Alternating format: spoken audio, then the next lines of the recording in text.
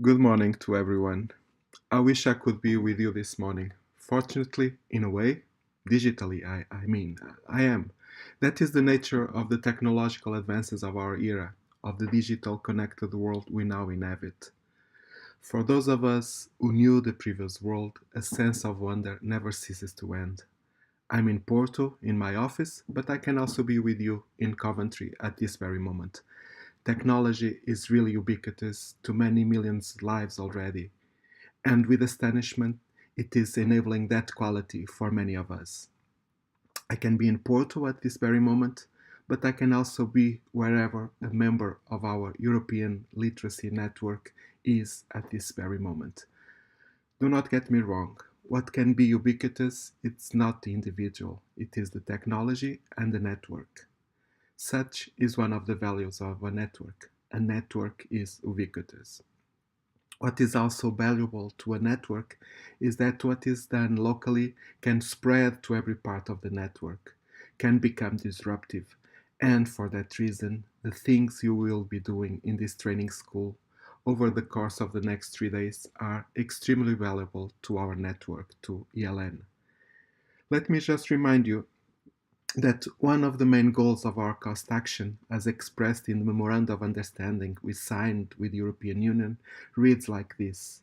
A fundamental aim of ELN is to coordinate a global European response to the challenges of the ongoing digital revolution. As such, you are working on this European global response to the challenges we are facing. Surely, one of those challenges is to assess the literacy skills in a digital world. Such assessment is crucial because we no longer believe in the myth of the digital native. As suggestively put in a recent paper, digital natives are yeti-like creatures. They only exist in our fantasies. But as we know well, fantasies do matter and sometimes they can be quite deleterious. If the myth that nowadays youngsters are readily proficient with digital tools was true, you would not need to worry about developing a model and tool to measure digital literacy capabilities. We know that the digital native is a myth because youngsters do differ in their digital skills, and their struggles have already been shown by a considerable amount of research. People's digital capabilities differ because they are not born digital. They learn to become digital, and as with many learnings, different individuals will attain differing levels of proficiency. For this and many other reasons, which I'm sure you will be discussing, assessment of literacy skills is in a digital world is essential. Actually, it seems a necessary first step if we want to bridge the achievement gap that we see everywhere, with too many youngsters limiting themselves to passive and consumer roles of digital content, and very few engaging actively, creatively, and productively with digital tools. Thus, the work you are engaged in is valuable both for our network and for society.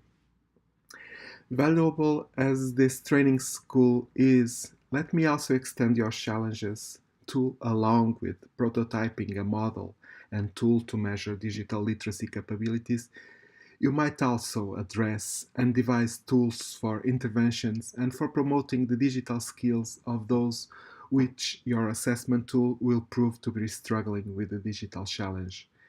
If we want digital to become a tool for promoting European values and make life better for everyone, we surely need to walk that path and divide between the digital idiot and the digital savant.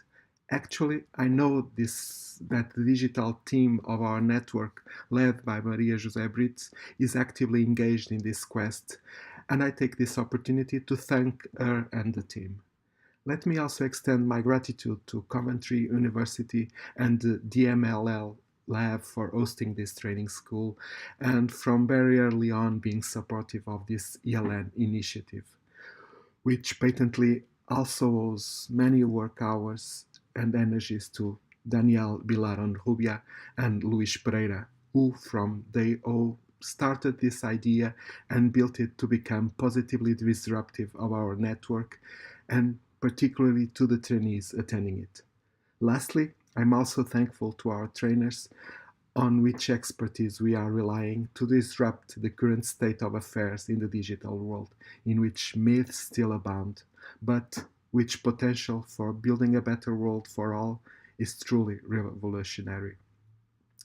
Thank you all. I wish you an excellent training school. Your contributions are greatly valuable to the European Literacy Network. Thank you.